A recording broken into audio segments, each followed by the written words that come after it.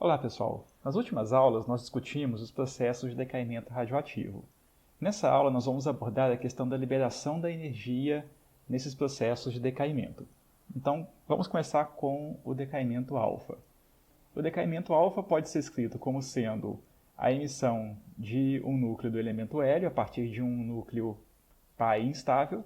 Então o núcleo X, que tem número Z de prótons, número de massa A, ele se converte em um núcleo filho Y, que tem Z-2 prótons, número de massa A-4, pela emissão da partícula alfa, que corresponde ao núcleo do elemento hélio. Nós podemos estimar a energia liberada no decaimento a partir das diferenças das energias de repouso entre o núcleo π e os produtos do decaimento. Então nós temos inicialmente o núcleo π com energia de repouso mxc², onde mx é a massa do núcleo π, e essa energia vai dar origem à energia de repouso do núcleo filho, mais a energia de repouso da partícula alfa liberada, e um valor de energia Q, que corresponde à energia que foi transferida para a partícula alfa, por exemplo, na forma de energia cinética, e também para o recuo do núcleo. Essa expressão ela nos fornece a energia liberada em termos das massas nucleares. Mas é mais prático nós trabalharmos com massas atômicas e não com as massas nucleares, já que são as massas atômicas que são tabeladas. Então nós podemos reescrever essa equação em termos de massas dos átomos envolvidos e não dos núcleos somente. Nós podemos reescrever a equação do valor Q em termos de massas atômicas e não em termos de massas nucleares se nós incluirmos as massas dos elétrons correspondentes a estes átomos. Então, nós podemos, a partir da equação do valor Q, incluir a massa de um número Z de elétrons, onde me é a massa de cada elétron, e para manter o balanço da equação, além de acrescentar um número Z de elétrons, eu subtraí também a mesma quantidade de elétrons, embora eu dividi aqui em Z-2 e aqui menos 2. Então, no total, eu subtraí a mesma quantidade de elétrons que eu acrescentei. Quando eu escrevo a equação dessa forma, eu observo que o núcleo X, que tem Z prótons, somado com o número Z de elétrons, me dá a massa total do átomo neutro do elemento X, do isótopo X. E o núcleo Y, que tem Z-2 prótons, quando eu acrescento a massa a ele de Z-2 elétrons, eu tenho a massa do átomo neutro do isótopo Y. Da mesma forma, quando eu somo a massa do núcleo do elemento hélio, 4, com a massa de 2 elétrons, eu tenho a massa do átomo do hélio 4. Então nós podemos agora escrever essa equação em termos das massas atômicas. Eu vou representar M grande como a massa atômica, que seria a soma da massa do núcleo do elemento com a quantidade de elétrons para eu ter o átomo neutro. É claro que nessa abordagem eu estou desconsiderando o efeito da energia de ligação dos elétrons nas massas. Mas a energia de ligação dos elétrons orbitais ela é muito menor do que as energias de repouso envolvidas, consequentemente o resultado final não é muito alterado. Então eu posso reescrever aqui como sendo a massa do átomo Y menos a massa do átomo de hélio. E aí eu tenho então a expressão do valor Q da reação em termos de massas atômicas. Se nós lembrarmos que uma unidade de massa atômica corresponde ao equivalente em energia de repouso de 931,5 MeV, nós podemos também escrever essa expressão de uma forma mais prática. Então a equação pode ser escrita como sendo a diferença de massa do átomo π em relação aos produtos do decaimento multiplicado por um fator de 931,5 MeV por unidade de massa atômica. Essa expressão então nos daria o valor da energia liberada no decaimento alfa. Nós podemos nos perguntar quanto do valor Q da energia liberada é correspondente à energia cinética da partícula alfa. Então, nós podemos pensar que nós temos inicialmente um núcleo X, esse núcleo decai para um núcleo Y com a emissão de uma partícula alfa. Essa partícula alfa tem um momento linear numa direção e, por conservação de momento, o núcleo Y tem que recuar com um momento igual e oposto. Portanto, nós podemos afirmar que, em módulo, o momento linear da partícula alfa é igual ao momento linear de recuo do núcleo Y. Por conservação de energia, nós sabemos que a energia liberada aqui vai ser então distribuída entre a energia cinética da partícula alfa e a energia cinética de recuo do núcleo Y. Nós podemos então reescrever as energias cinéticas em termos do momento linear como sendo p² sobre 2m, e se nós usarmos a conservação do momento linear do sistema, que nos garante que o momento linear do núcleo Y tem que ser igual ao momento linear da partícula alfa em módulo, nós podemos então substituir Py por Pα. Então nós podemos colocar os termos comuns aqui em evidência, e aí nós vamos ficar com Pα² sobre 2mα multiplicado por um fator 1 mais a razão das massas entre a partícula alfa e o núcleo Y. Lembrando que essa expressão ela é exatamente a energia cinética da partícula alfa, então nós podemos escrever a energia cinética da partícula alfa em termos da energia liberada no decaimento e da proporção entre as massas dos produtos. Essa equação ela fornece a energia cinética da partícula alfa a partir das massas nucleares e não das massas atômicas, embora, como a massa dos elétrons é muito menor, eu poderia substituir aqui pelas massas atômicas sem acarretar num erro muito grande de cálculo. E outro ponto importante é observar que, como Mα em geral é menor do que My, a energia cinética da partícula alfa é uma fração da energia liberada. Nós temos aqui então um exemplo que é o decaimento do rádio 226 para o radônio 222 com a emissão de uma partícula alfa. E aqui nós observamos o diagrama desse decaimento. As massas atômicas são dadas aqui para cada um desses isótopos em unidades de massa atômica. O valor Q desse decaimento pode ser então calculado como sendo a diferença da massa do rádio 226 para o átomo de radônio 222 e o átomo de hélio 4, multiplicado pelo fator de conversão. Substituindo os valores que já estão em unidades de massa atômica, nós vamos achar 4,87 MeV. A energia cinética da partícula alfa vai ser então calculada como a razão entre o valor Q e o denominador dado por 1 mais a razão entre as massas da partícula alfa e do radônio. Então, substituindo os valores, nós vamos achar 4,78 MeV. Então, essa seria a energia cinética da partícula alfa liberada nesse processo. Nós podemos observar no diagrama de decaimento que o valor que nós obtivemos corresponde justamente à energia cinética da partícula alfa, que faz com que o átomo de rádio 226 decaia para o radônio 222. Entretanto, esse não é o único valor possível para a energia da partícula alfa. Embora ele seja o mais provável, ele ocorre em 94,4% das vezes, existe uma probabilidade menor de que a partícula alfa saia com uma energia de 4,60 MeV. Nesse caso, o núcleo de radônio fica num estado excitado e ele completa o decaimento emitindo um raio gama de 0,18 MeV. As energias cinéticas, então, das partículas alfa são energias discretizadas. No decaimento do rádio 226, nós sempre vamos observar partículas alfa ou com 4,78 MeV ou com 4,60 MeV de energia. Vamos analisar agora a energia liberada no decaimento β-. Nesse processo, nós temos um núcleo X com número atômico Z e número de massa A se convertendo em um fio Y com o número atômico Z mais 1, pela liberação de um elétron negativo mais um antineutrino.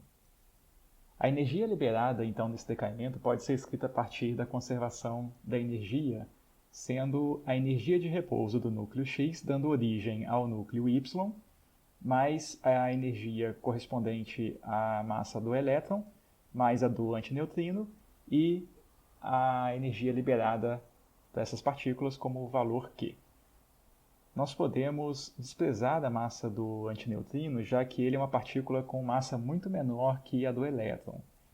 O valor Q, então, pode ser dado como a diferença da massa do núcleo X menos a massa do núcleo Y menos a massa do elétron liberado multiplicados por C². Nós podemos reescrever a equação do valor Q em termos de massa atômica, incluindo a massa dos elétrons nos átomos. Então, nós acrescentamos um número Z de elétrons, cada elétron com massa Me, e subtraímos a mesma quantidade para manter o balanço da equação. Se nós observarmos aqui, a massa do núcleo X, que é um núcleo que tem Z prótons, somados à massa de Z elétrons, nos vai fornecer a massa do átomo X. O núcleo Y, ele contém Z mais 1 prótons. Quando nós combinarmos a massa desse núcleo, que tem Z mais 1 prótons, com um número de elétrons Z mais um elétron que já estava aqui, nós teremos a massa correspondente ao átomo Y. Então, o valor Q pode ser escrito em termos de massa atômica simplesmente como a diferença da massa do átomo π para o átomo Y, vezes C². E a equação, então, pode ser escrita em termos da energia em MeV como sendo a diferença das massas vezes 931 eV por unidade de massa atômica.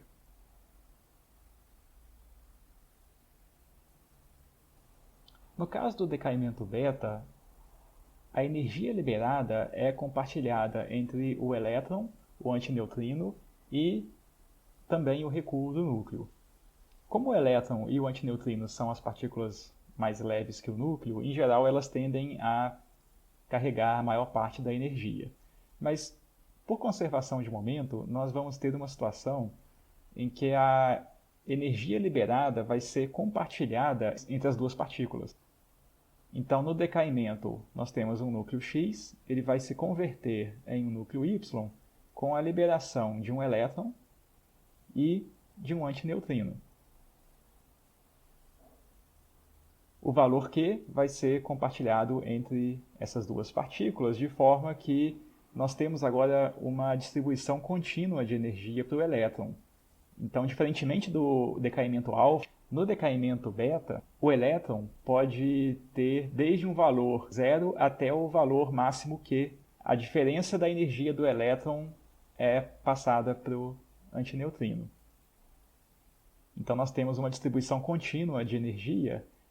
Em média, a energia cinética do elétron é aproximadamente 1/3 da energia máxima liberada nesse processo. Como exemplo, nós temos aqui o decaimento do fósforo 32 para o enxofre 32 pela liberação de uma partícula beta-. As massas atômicas do fósforo e do enxofre são dadas em unidades de massa atômica e nós podemos então calcular a energia liberada. Nós temos aqui então o valor Q como a diferença das massas atômicas vezes o fator de conversão para energia, e substituindo os valores nós encontramos 1,71 megaelectronvolts para a energia liberada. Nós vemos aqui então no diagrama o decaimento do fósforo 32 para o enxofre 32 pela ejeção de uma partícula beta-. Essa energia representada no diagrama, que foi a que nós encontramos, não é exatamente a energia do elétron, porque a cada decaimento do fósforo 32 é possível que o elétron saia com uma energia diferente, já que o restante vai para o antineutrino. Mas ela representa então a energia máxima do elétron nesse decaimento. A energia média a gente poderia aproximar grosseiramente como aproximadamente 1/3 desse valor. Em alguns casos, a emissão da partícula beta- não é capaz de levar diretamente o núcleo pai para o estado fundamental do núcleo filho. E nesses casos ocorre também a emissão de radiação gama. Por exemplo, nós temos o decaimento do cobalto 60, que leva, por emissão beta-, ao níquel 60. Entretanto, a emissão beta- não leva diretamente o cobalto 60 para o estado fundamental do níquel. Na realidade, em 99,9% das vezes, a energia máxima da partícula beta emitida é de 0,313 MeV. Essa energia deixa o núcleo filho ainda num estado excitado que vai decair por emissão de fótons gama. Existe ainda uma outra possibilidade, menos provável, de que a partícula beta- saia com energia maior, com 1,486 MeV no máximo de energia, e isso leve ainda o núcleo para um estado excitado, embora ainda um estado com energia menor do que no outro caso, mas de toda forma a emissão ainda envolve a emissão de um fóton gama para que se atinja o estado final do núcleo. Nesses casos, a energia que nós calculamos pelo valor Q corresponde à diferença entre as massas dos átomos pai e filho.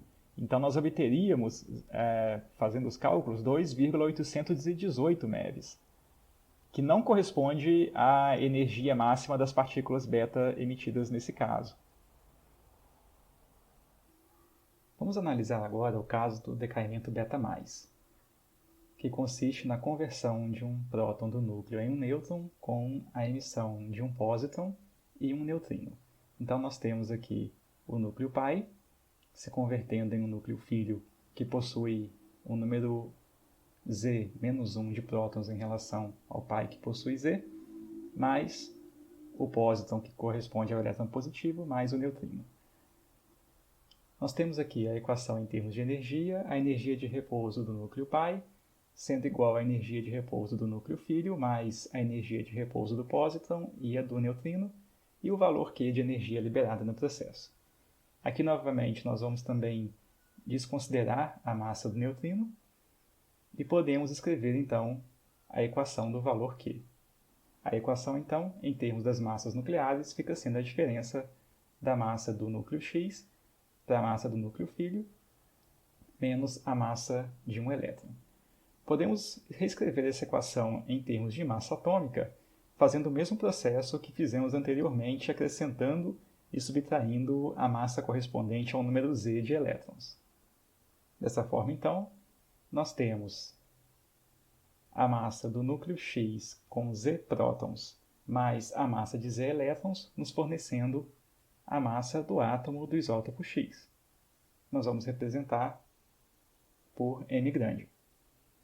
Se observarmos nessa equação, o núcleo filho possui um número de Z menos 1 prótons.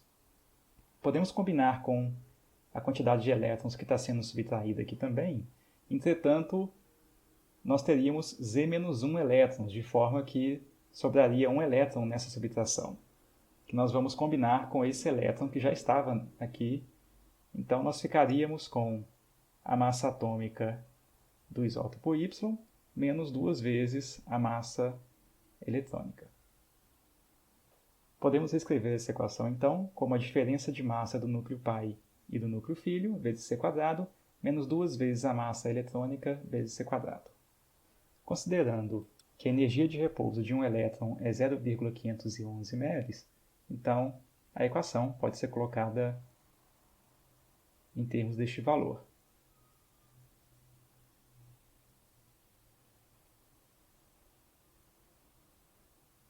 Importante observar nessa equação, que nos fornece o valor Q para o decaimento beta+, é que para que tenhamos a liberação de energia, Q deve ser um valor positivo. Isso só vai acontecer se a diferença de energia de repouso dos núcleos pai e filho for superior a 1,022 MeV. Caso contrário, o processo não poderia ocorrer. Com relação à energia cinética do pósitron emitido, no decaimento beta+, nós temos uma situação parecida com o que ocorria no decaimento beta-. Neste processo, o pósitron e o neutrino carregam a energia liberada, de forma que a distribuição de energia do pósitron é uma distribuição contínua, indo desde um valor quase zero até o valor máximo de energia liberada. Um aspecto que se observa que é diferente do decaimento beta- é que a energia cinética do pósitron tende a ser um pouco superior que a do elétron. Entretanto, a energia cinética média do pósitron ainda pode ser aproximada de forma grosseira por 1/3 da energia liberada no processo. Como exemplo, nós temos o diagrama de decaimento do nitrogênio 13 para o carbono 13 pela emissão de uma partícula beta+. Nós temos a massa atômica do nitrogênio 13 e a massa do carbono 13 dados em unidades de massa atômica, e nós podemos calcular então o valor Q. Nós temos então a diferença de massa atômica do átomo pai para o átomo filho, e nós já substituímos C² pelo fator de conversão de massa atômica para megaelectronvolt. E o fator menos 1,022 MeV, que corresponde à energia de repouso de 2 elétrons. Substituindo então os valores, nós encontramos 1,19 MeV para a energia máxima que é transferida para o pósitron. Importante observar que a diferença de energia entre a energia de repouso do núcleo pai para o núcleo filho corresponde, se nós observarmos no diagrama, a 2,21 megaelectronvolts, correspondendo a Mn menos Mc vezes o fator de conversão para energia. Entretanto, nem todo este valor está disponível para as partículas liberadas. Apenas 1,19 MeV será transferido para o elétron positivo e para o neutrino. Evidentemente, o elétron positivo e o neutrino compartilham esse valor de 1,19 MeV, de forma que este valor corresponde à energia máxima que o pósitron pode ter ao ser liberado. O último processo que queremos analisar é o decaimento por captura de elétron. Neste processo, um elétron orbital é capturado pelo núcleo X e este núcleo se converte num núcleo Y com Z-1 prótons e a liberação de um neutrino. Podemos escrever então a equação em termos da energia de repouso a partir da soma da energia do núcleo X com a energia de um elétron, isso resultando na energia do núcleo Y mais a energia do neutrino mais a energia liberada. Novamente, vamos desprezar a energia do neutrino, de forma que nós obtemos então Q como sendo a diferença de massa do núcleo X para o núcleo Y mais a massa de um elétron. Tudo multiplicado por C². Para escrever então a equação em termos de massas atômicas, vamos somar e subtrair o número Z de elétrons. Podemos combinar, da mesma forma como fizemos anteriormente, a quantidade de Z de elétrons com a massa do núcleo X, que tem Z prótons, e obter a massa M grande, que representa a massa atômica do isótopo X. O núcleo Y possui Z-1 prótons, então vamos agrupar com Z-1 elétrons obtidos desse termo e vamos obter a massa do átomo do isótopo Y. Este um elétron que restou aqui pode ser somado com este último termo de forma que eles irão se anular. Então nós obtemos simplesmente a diferença das massas atômicas dos átomos pai e filho. Importante observar que no processo de decaimento por captura de elétron, para que Q seja positivo, basta que Mx seja maior que My. Então, este é um processo menos restritivo do que a condição que havia sido obtida no decaimento beta+. Assim, núcleos instáveis que possuem excesso de prótons em relação a nêutrons, mas cujas massas atômicas não são superiores à massa do filho por 1,022 MeV, ainda podem fazer o decaimento pelo processo de captura de elétron, embora não possam fazer por emissão beta+. Como exemplo, nós temos o decaimento do berílio 7 para o lítio 7 por captura de elétron. O valor Q deste decaimento pode ser obtido como a diferença das massas atômicas do elemento pai para o filho, obtendo então 0,862 MeV. Observe que este decaimento não poderia ocorrer por emissão beta+, já que a diferença de energia entre os dois níveis é menor que 1,022 MeV. Quando o núcleo pai possui excesso de prótons e a diferença de energia entre pai e filho é superior a 1,022 MeV, então tanto o processo de decaimento por beta+, ou por captura de elétron podem ocorrer. É o caso, por exemplo, do decaimento do flúor 18. A emissão beta+, ela tende a ocorrer, neste caso, com probabilidade de 97%, e a captura de elétron com 3%, sendo o valor de 0,634 MeV a energia cinética máxima da partícula beta+ emitida.